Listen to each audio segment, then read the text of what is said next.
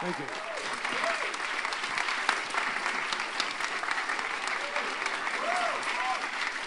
A long-time senator from the East Coast. Now he is the Secretary of State. His first mission in his office brought him to Europe.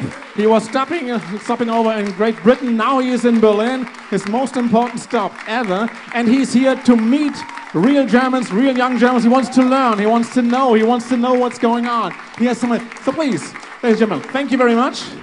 Have a seat. And on this occasion, I would like to thank Facebook. I would like to thank Mark Zuckerberg. I would like to thank Gunnar Bender for making this possible here at Basecamp Berlin. And I would like to thank the E+-Gruppe to sponsor that. So we are here about to start our first town hall meeting. So, Mr. Secretary, how do you feel? Sehr gut, danke. Alles gut. Deine Schuhe sind fantastisch, ja?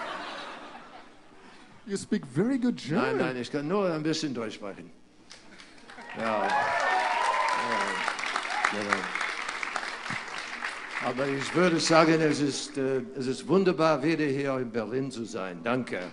Ja, Mann.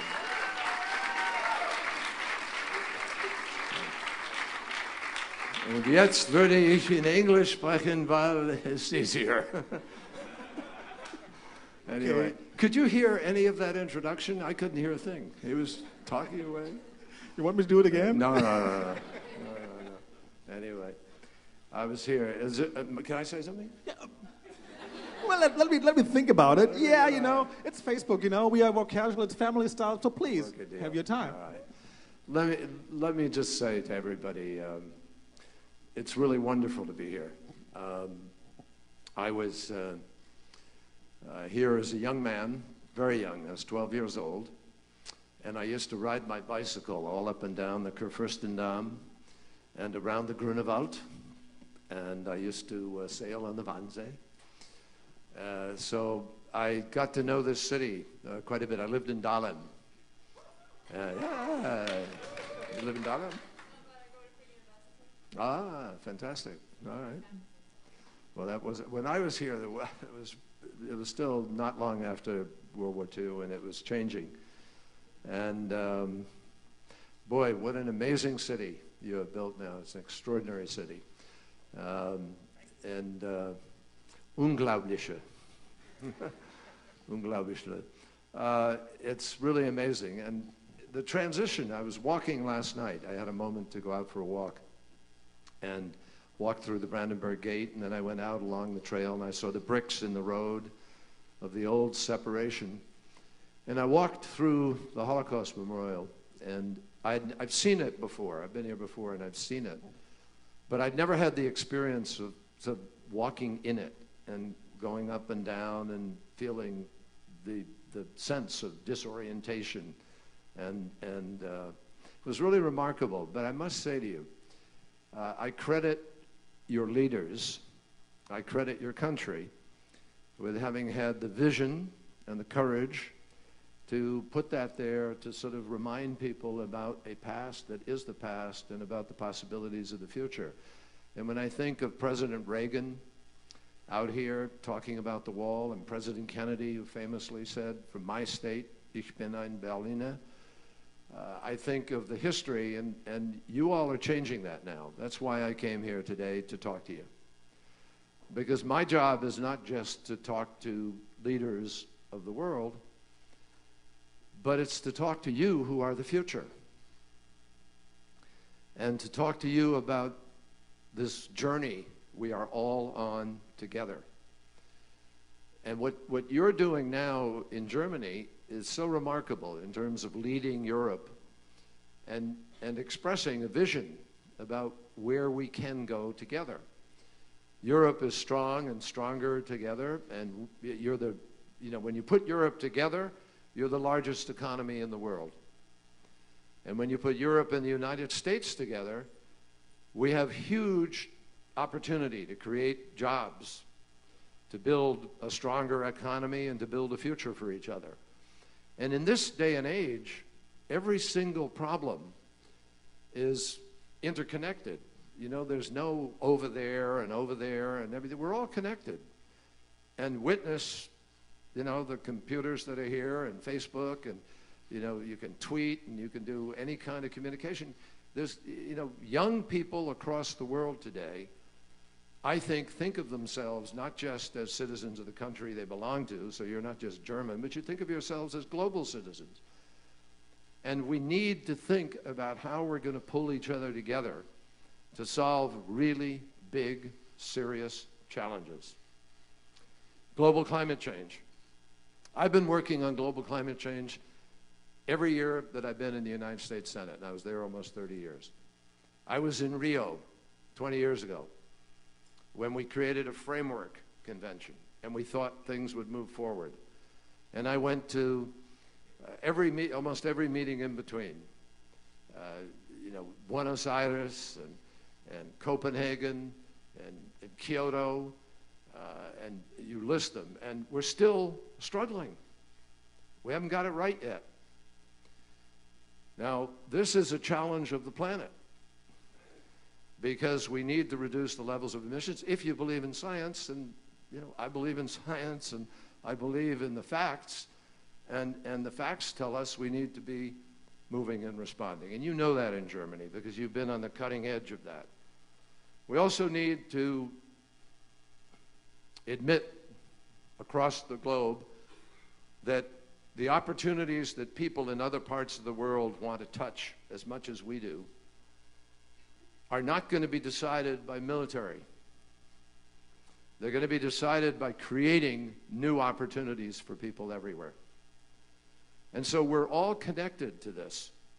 And we have to be patient, we have to be strong, we have to recognize how we can find sort of common sense, unifying approaches to solve these kinds of problems. The economies of Europe obviously are challenged right now. We understand that.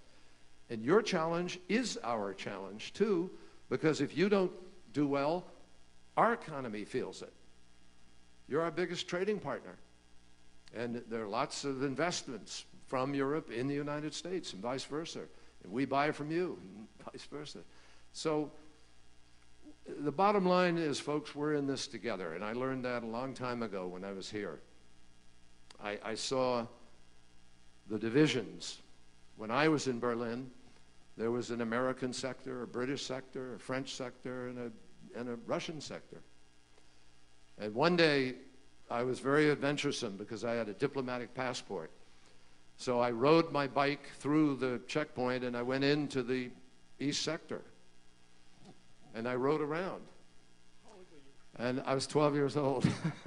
and I really did see this. I remember it.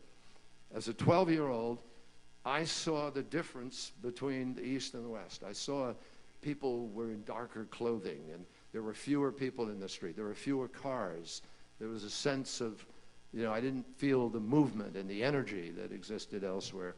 And when I came home, I told my dad, and he got very upset with me and said, you could have been an international incident. I could have lost my job. Blah, blah, blah. So I lost my passport, and I was grounded, and I never made another trip like that.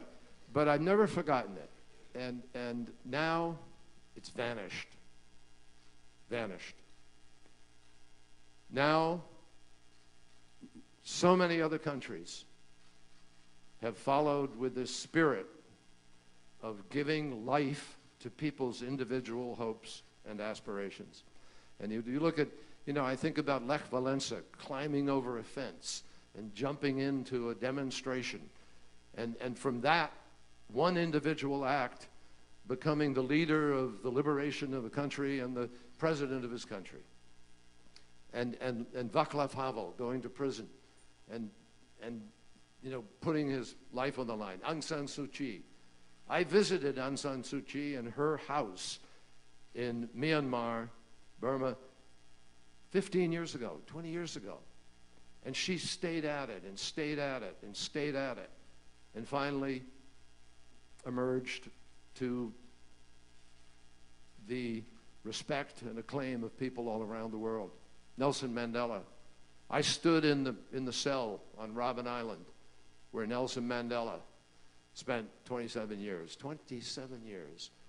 And when he came out, he didn't hate.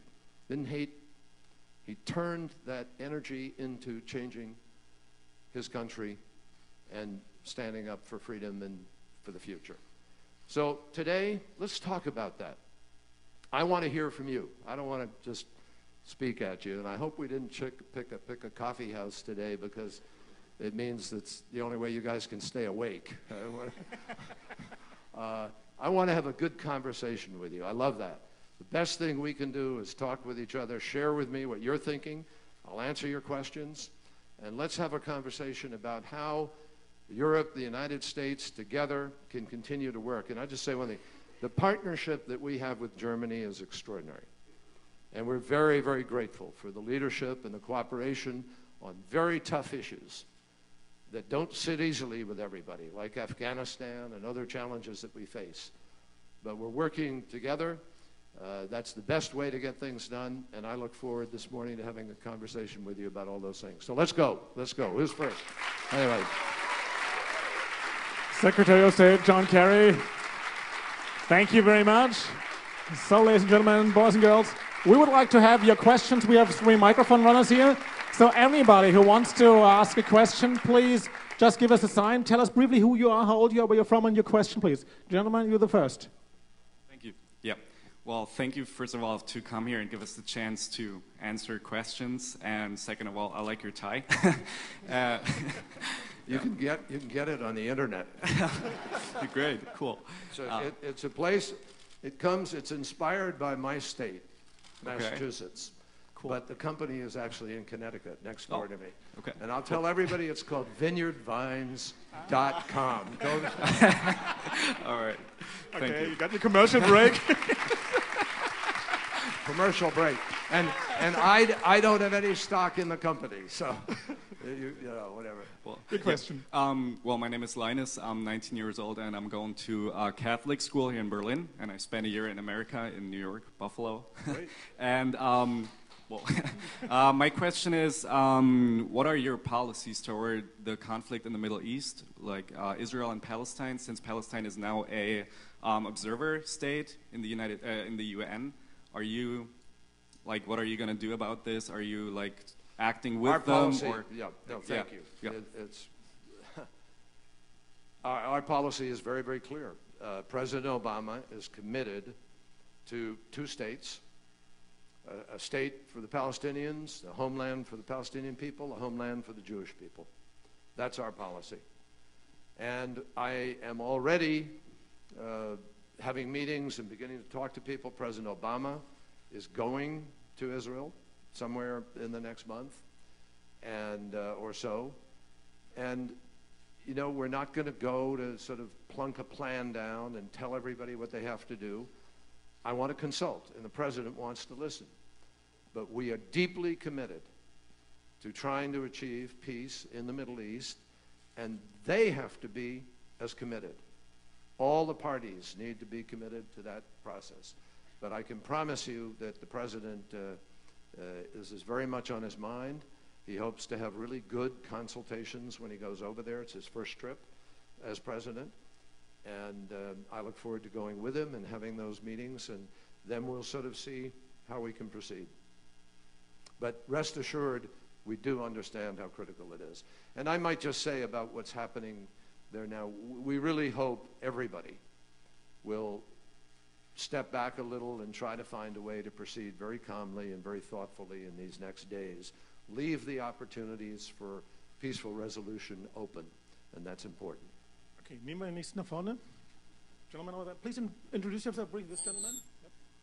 Hi, my name is Zakaria. I'm a medical student from Berlin. I'm 27 years old. And my question is, in America you have this feeling that you are an American. Everybody, whether he's from outside or he's born in America, feels like an American. In Germany, we're still not there. So my question is, how can we Germans learn from you, from the American, to establish this feeling that we are Germans, and a new we? Well, Thank you very much.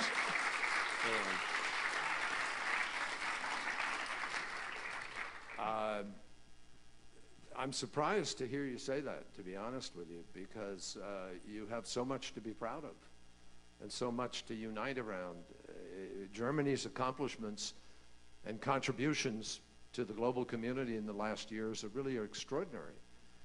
I mean, if you think of a country that has overcome difficulties in the last 60 years, that's brought itself together, unified East and West, that was not easy. That was tough. And you did it. It was the right thing to do, and you made it happen. Moved your capital. Used to be in Bonn, now here. Moved people, brought people together, and have become a powerhouse economically. Germany is extraordinary in that capacity. You think of the engineering skills of Germany. It's one of the reasons why I want to partner, and I think the president wants to partner with respect to global climate change, because your technical engineering, innovative skills, which we see in so many different ways, can help us to design some of the alternative and renewable energy production capacity that we need in order to quickly, more rapidly transition from a fossil fuel based to a alternative energy based world. We all have to do this. Now, in other ways, I know sometimes the heart and the gut need to have that feeling too, not just the head because of the statistics. But my sense is you're on the road. It's happening. I think that as the Europe issue resolves itself, you'll probably feel more of that, perhaps, sense of unity, because that's been a project that people have been working on for 60 years now or more. And as that comes together, I hope it would help. I honestly don't want to claim, and I'm not an expert, I can't tell you, you have a federal system like we have, and you have all your states. I mean, look at the United States. We do feel uniquely American, but I can tell you, you can go to Texas, and then you can go to California, and you can go to Massachusetts or anywhere. You feel very distinct differences between the states. I'm sure you felt those. But the one unifying factor does become sort of American. I think as time goes by, as events unfold, you will find yourself much more identifying yourself in that way. That's just my feeling. But in the end, it's going to come from you guys, not from us. You're going to define it. And if you keep going down the road you're going now, I think you're on your way to doing it. Thank you. Next question, please. Yeah, the girl in the front. Yep. Okay, thank you for coming here and answering our questions. Well, when you came in, you talked about the trade partnership between Europe and the United States. However, as the economies in other continents are raising, like Asia, how is the direction of the United States? Because Asia started as a, different culture and now grew up to a really strong economical power during the recent decades. And how do you see the relation to Africa, for example? Because right now, the African continent is kind of exploited through mining, and they're trying to establish things, but like the Gate as the Middle East, it's kind of very conflictual. And how do you see the perspective of the partnership between the United States towards Asia, and where do you see Africa, for example, in 50 years? Okay, great questions. Those are really good, and they're all kind of related. But let me begin with the question of Asia and Europe, because I want to make this very clear to everybody. Last year and the year before, there were sort of questions in the minds of some people in Europe. Is the United States turning away from Europe? Are we facing, more involved with Asia, et cetera? It used to, people called it the pivot, right? What I want to make clear to you is this. We are paying attention to Asia, and so are you, and so should you. But we're not doing it at the expense of Europe. Not at all. And in fact, President Obama's announcement about the US-EU trade agreement is evidence of the fact that we think Europe is critical to creating the kind of leverage, if you will, that comes from a larger market and from our working out the rules of behavior between us. Now, One of the difficulties with the Asian marketplace has been that, yeah, they're engaged in capitalism and they're pursuing, pretty intensive market opportunities, but they're not always playing by the same rules. So we find, there are certain problems that we've had in market access, or certain problems that we've had in companies being able to buy in and get equal opportunity to be able to have contracts within their country, or there are other kinds of problems. Cyberspace, we see certain things happening in cyberspace now that are worrying to some people. There are tariffs sometimes that prevent goods from moving, etc.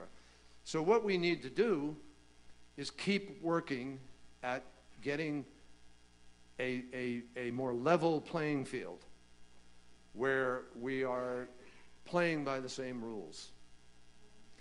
And that's a challenge with respect to some of the things that are happening with some countries in other parts of the world.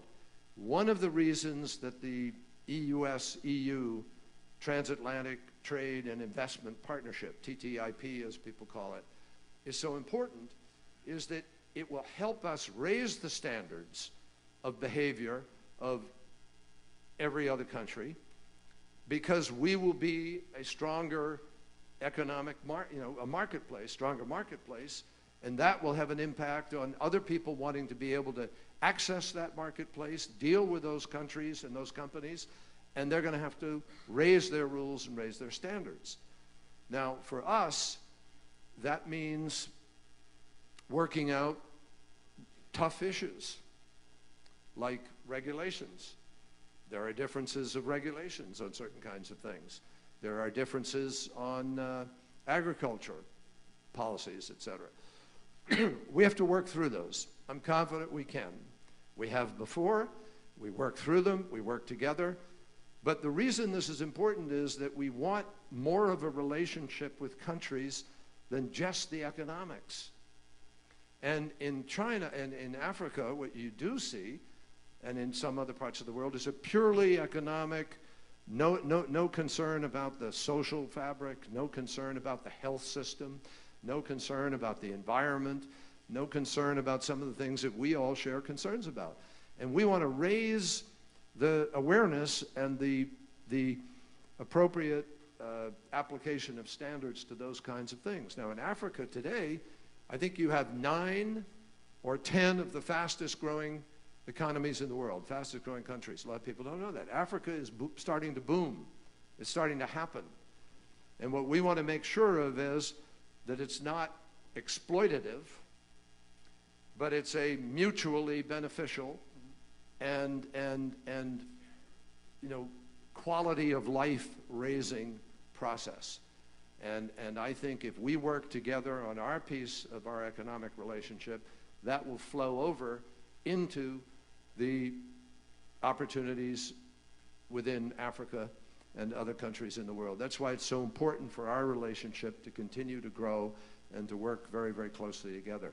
But it's a good question, because Africa is it's a place of amazing opportunity, but it's also a place with very, very real challenges of governance right now, and we need to work at those. So thank you very, very much. We are here at Base Camp in Berlin. We have the Secretary of State, John Kerry, here. We're live on Facebook TV. So who wants the next question? You? Okay. Hi. How are you? Hi. Good. Thanks. Everything good? Yeah. What do you do? Okay, so my name is Louisa, and I just spent 1 year in Lexington, Virginia. Cool. And I have a friend who's now at the VMI, Virginia Military Institute, Right.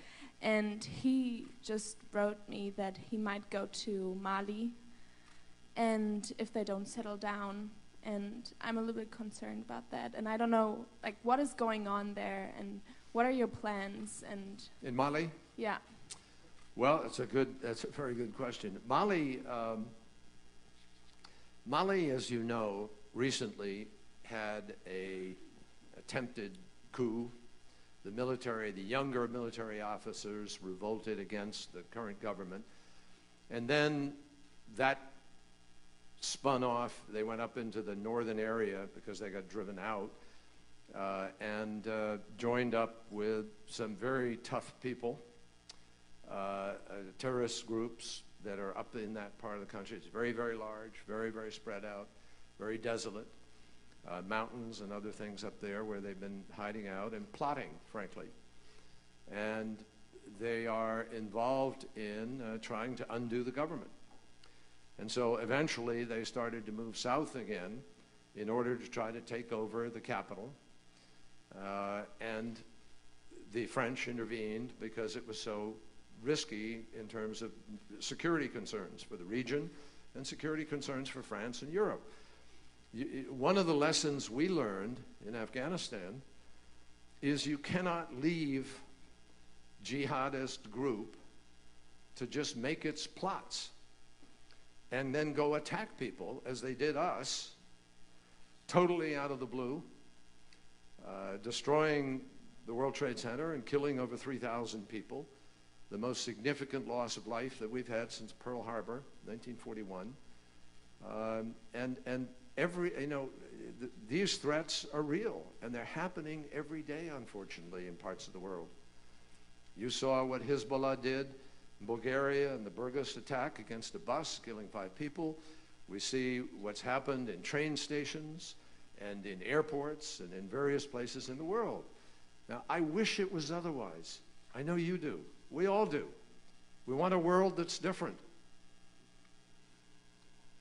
Unfortunately, in this modern age, terrorism has been chosen as the preferred tool by some people who have no other offerings politically to anybody. They have no plan. They don't have an economic plan. They don't have a governing plan. They just have a plan to destroy what they see and take over and kill people. Now, if you leave that unattended to, that threat grows. We've learned that. We've seen that. And what we're fighting for here is rule of law, respect for diversity, pluralism, tolerance, the ability of different people to live together. We see that in a lot of countries. And some people don't like that. There's a clash of modernity with fixed ways of doing things. And some people want those fixed ways, unfortunately, to be superimposed on other people against their will, without their choice, no matter what. This is the way you do it. So we have differing beliefs about how we want to live our lives. And you have to fight for those. You have to stand up and have your values. Now, our preference in Mali or anywhere else is to peacefully, calmly, by rule of law, have the ability to be able to give people the choice of what they want with respect for rights, for women's rights, for human rights, for religious rights, for all these opportunities to be able to come together. The world works better. Democracies don't attack each other. And so what we need to do is try to continue to recognize that Mali represents a threat. Now, the French have decided it's enough of a threat to them that they're taking the lead and they're engaged in trying to work to strengthen the government. They don't want to be there, I assure you, for the long term. They don't want to be. They understand the price. Go back and read history of the Algerian War and the French. They understand the price. But they also understand that if you don't pay attention to those things up front and early, you pay a bigger price down the road. And that's what we all need to understand in what we're trying to do. In Syria, we want a peaceful resolution. That's our first choice.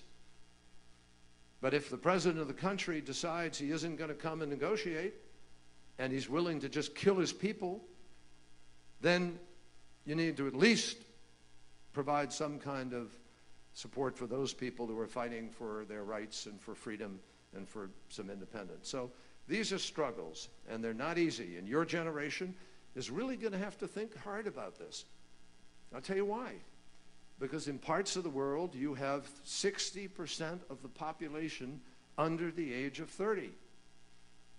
50% of the population under the age of 21, and 40% of the population under the age of 18, and they don't have jobs, and they don't get an education like you are, and they don't see opportunities. They live in a government that brings a fist down on them, and they want opportunity. That fruit vendor in Tunisia didn't burn himself because he was a follower of a religion or had a particular ideological point of view. He wanted to sell his fruit without corrupt policemen banging on him and telling him he couldn't do it and so forth. In Tahrir Square, it wasn't a religion that brought you that revolution. It was a lot of young people like you with their, texting and their cell phones and their, internet communications who said, we want jobs. It was a generational revolution. And I think leaders all over the world need to be listening to this very, very carefully.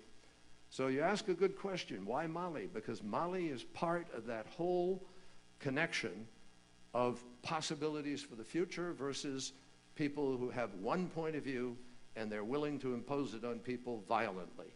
And that's something we all need to think about hard. Thank you very much. There's a young girl in the front. Well, how are you? I appreciate your visit today. Thank you very much. And well, I'm part of Juma, young Muslim and adolescent or Muslim teenagers at least, who stand up for righteousness, equality, and tolerance. And I want to know what comes into your mind when you hear and see people like me,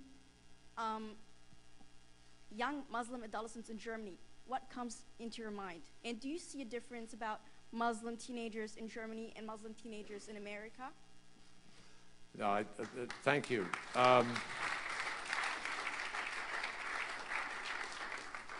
Well, thank you. Thank you very much for asking that question. I'm really happy that you have. And the true answer is I don't know enough about Muslim teenagers in Germany to tell you. I mean, I just don't know enough about that.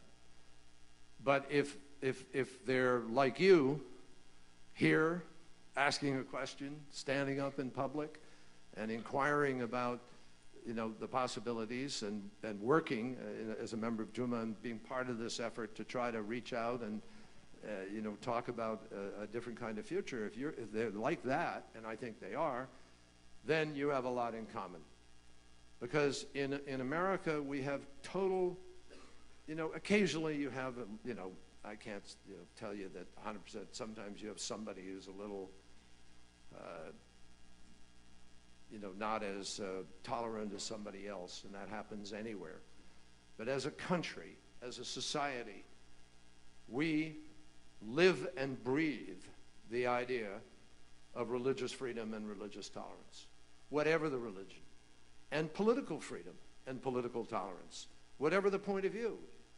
I mean, some people have sometimes wondered about why our Supreme Court allows one group or another to march in a parade, even though it's the most provocative thing in the world, and they carry signs that are an insult to one group or another. And the reason is that's freedom of speech. In America, you have a right to be stupid, if you want to be. And you have a right to be disconnected to somebody else, if you want to be. And we tolerate it. We somehow make it through that. Now, I think that's a virtue. I think that's something worth fighting for. And unfortunately, in too many parts of the world, some religions, and I'm not just speaking of one religion or another, you have intolerance in a number of different kinds of religions or points of view and different things. I know that Islam is not represented by a lot of jihadists and others. I know it's a beautiful religion. I've read more and more about it. I've been reading a book recently called No God But God, which is the history of the Prophet and where he came from and how it developed as a religion. It's fascinating. If I went back to college today, I'd probably go back and be a comparative religion major and a comparative literature major. Because those are the things that help you understand what makes people tick and how they're working and how they think. But the important thing is to have the tolerance to say, you know, you can have a different point of view. I'll give you an example. In my state of Massachusetts, I have a grandfather, goes way back, about 10 grandfathers back. And he is a guy who came over on a boat to America to find freedom, religion. And he gave a famous sermon on that boat, which presidents have quoted. President Kennedy quoted it, President Reagan quoted it, saying, "We shall be as if a city upon a hill, and the eyes of the world will be upon us. Everybody will be looking at us." And so I've always thought about that, as do a lot of Americans. Well, it turned out that in Massachusetts, they weren't as tolerant as they thought they were going to be in the beginning. And they had witch hunts in Salem, Massachusetts, and they burned people at the stake. And then people ran away from there and they went down. One guy spent the entire winter going through the forests, and he found Rhode Island and named the city Providence. And today you have Providence, Rhode Island, founded by somebody who ran away from religious persecution in the next state, my state. And another group went down to Connecticut, Yale University, and Connecticut are all, you know, were founded by people running away from religious, you know, intolerance. Finally, after years of working at it, we kind of worked at the balance. And we got it right so that now I can say to you that our country is incredibly tolerant of people of all walks of life and different philosophies and religions. And I would hope that here in Germany, you all are working at exactly that same kind of thing across the board. And I think probably we have a lot of Muslim, a lot of you know, practitioners of that faith in the United States. And I think that you're probably very, very similar in your hopes that you want to be able to practice your faith, but you don't try to push it on somebody else. You want respect for you, respect for your rights, your opportunities. They should come without prejudice to whatever your faith is, and I'm confident that in that respect, you're very, very similar, as you probably are with the hopes of people all over the world. We are here live on Facebook TV. The gentleman in the square shirt, yeah. Please introduce yourself and your questions. The Secretary of State wants to learn, wants to know what young people think in Berlin. Live on Facebook TV. Your question, and who are you? Hello, sir. My name is Sammy. I'm 22 years old, and I want to go back to the first question. Your answer was the two-state solution of the Middle East, but it could be that both sides don't want to have this compromise. No. Now, my question is, what is the solution of that problem? Well, thank you, Sammy. Sammy, let me just ask you, what do you do? Sammy, what do you do? You're a student now? Yeah, I'm a student. What's your subject? Was studierst du? Business informatics. Hast du alles vergessen? Was ist hier?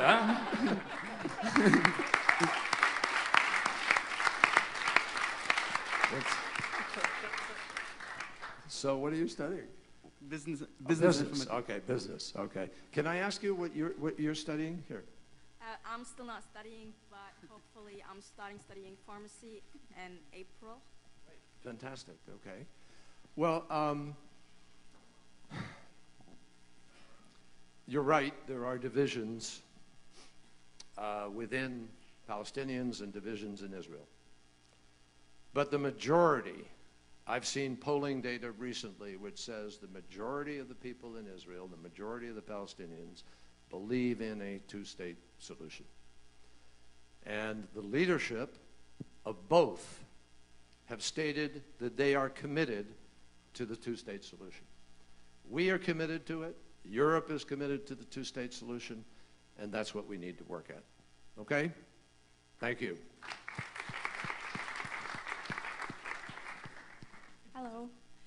I'm Ramona. I'm 21 years old, and I'm studying at Free University, Film Studies and Comparative Literature. And I was an exchange Did student. you watch the as Academy well. Awards? Yes, I did, but not all of it. And did the right movie win? I was for Les Miserables, but... Oh, okay. Sorry. I'm not going there.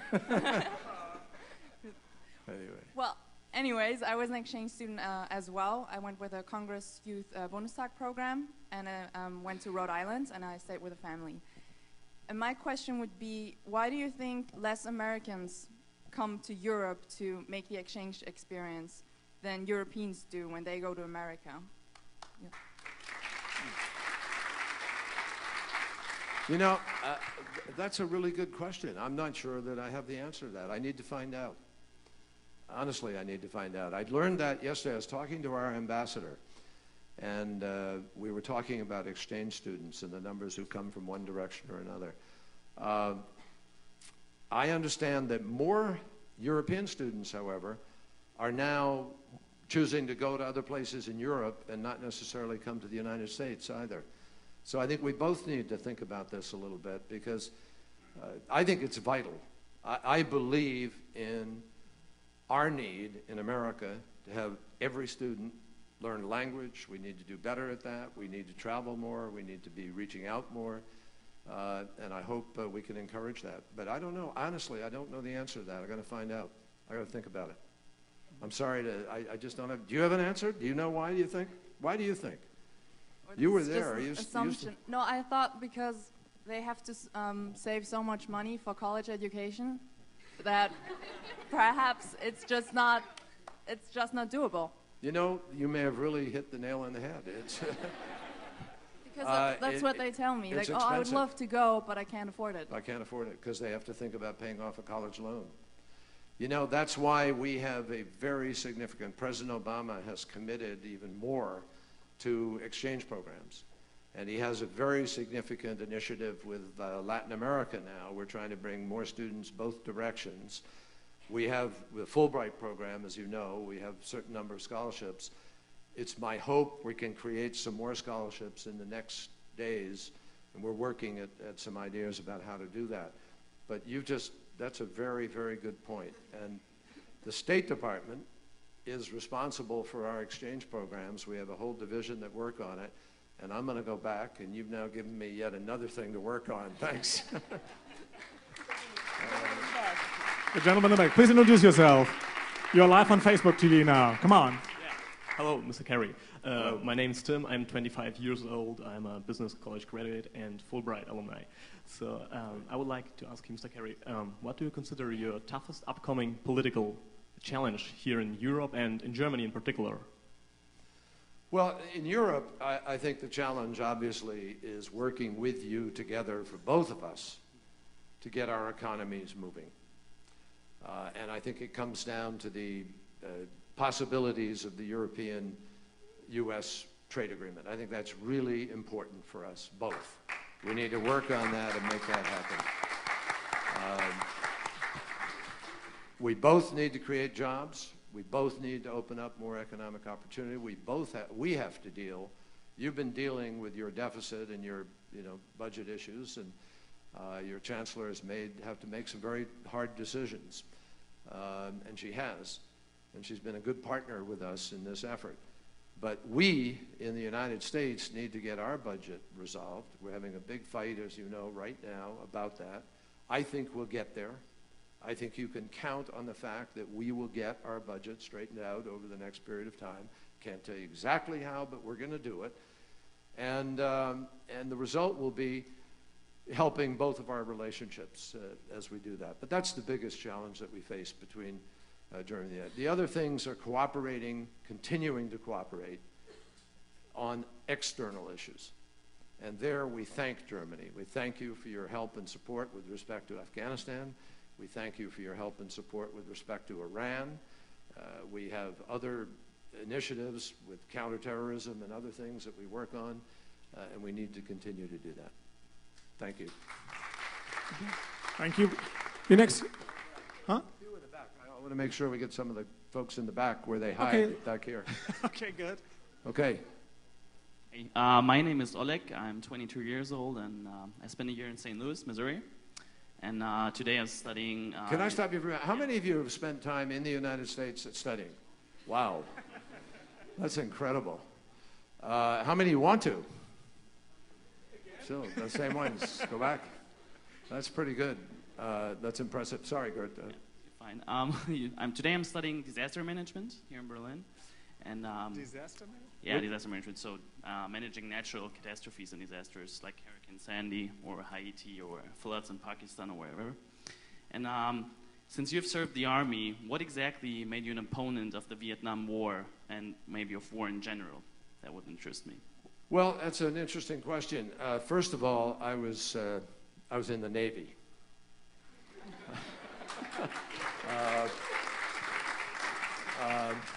But I love the Army. We worked with the Army very, very closely, and with the Marines. We worked very, very closely.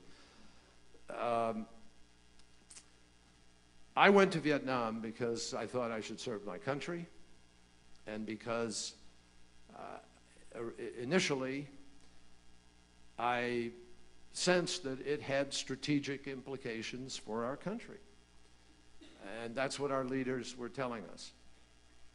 What I learned when I got there was very different from what we had been told and what we thought. I found the war was a civil war, that we were in the middle of this civil war, that for various reasons the strategies that we were pursuing were not working and weren't going to. And it was in many ways a surrogate war for the Cold War itself, for the relationship with the Soviet Union then, and China, and other perceptions, the so-called domino theory that people talked about back then. I learned really that I thought it was a mistake. And so when I came back to America as a young veteran, I led veterans against the war. Now, anybody who has been in war should hate war. Occasionally there are a few people who may not, but most people who've been to war will come out and tell you they hate war. And yet, I've learned, because of the way the world works, that sometimes you have to stand up to fight for and defend something where there's no other alternative. Now, that's why I believe war ought to be a last resort. War ought to be after you have exhausted the remedies of diplomacy. And that's one of the reasons why I am so powerfully committed to diplomacy and to trying to make peace and prevent a war. But I don't accept the notion that there isn't some time where you may not have to defend your interests and fight for them. Afghanistan is an example. I voted to go into Afghanistan because we were attacked by people from Afghanistan. And the only way to defend ourselves against the next attack was to go after them and end that threat. Now, sometimes that happens in life. I am not for wars of choice, but I am supportive of self-defense and of the notion that sometimes you have interests you have to protect.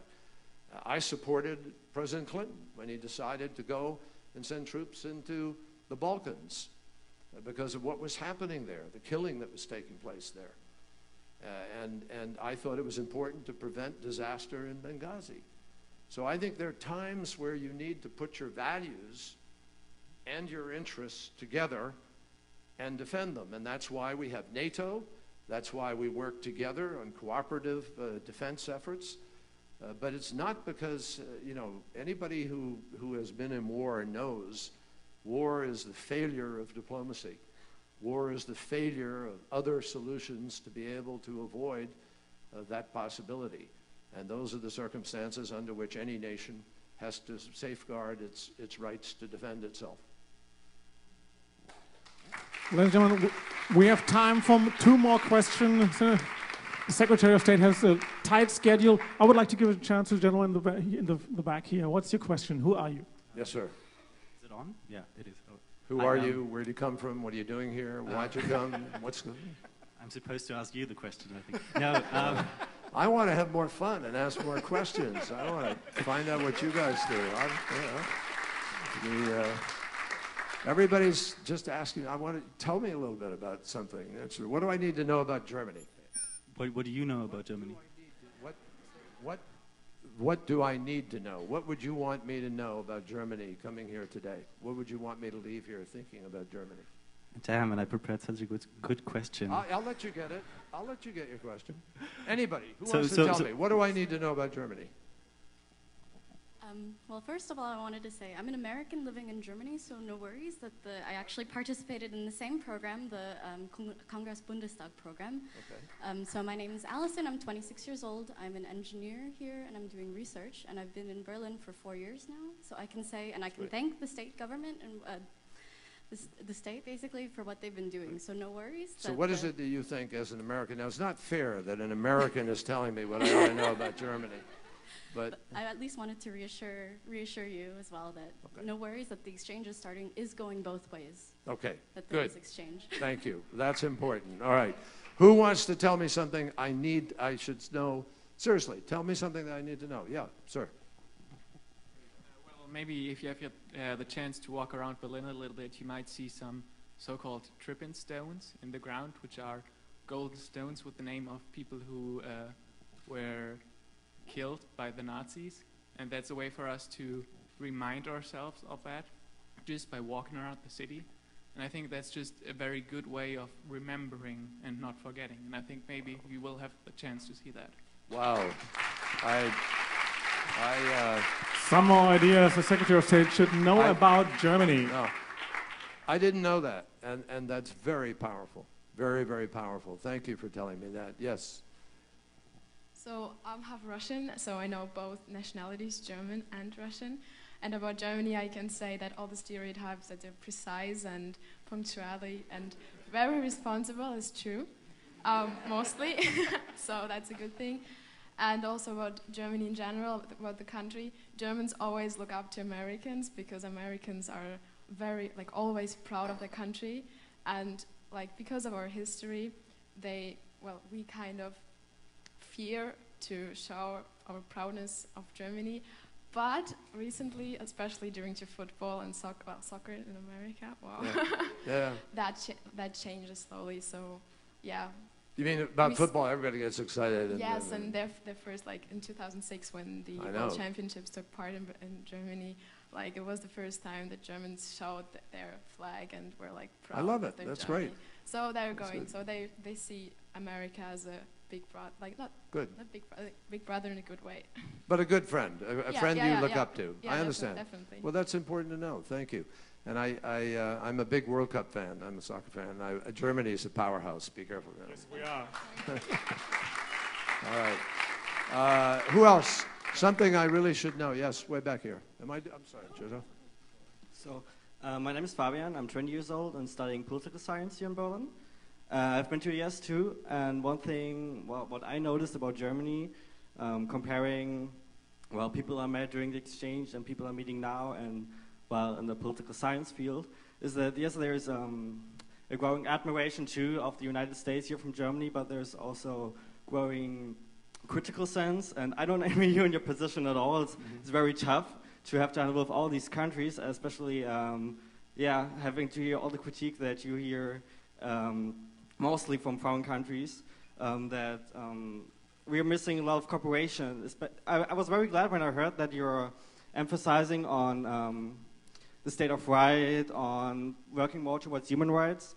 But a lot of time we are, a lot of people my age are noticing or judging American statements that direction that they seem to us hypocritical.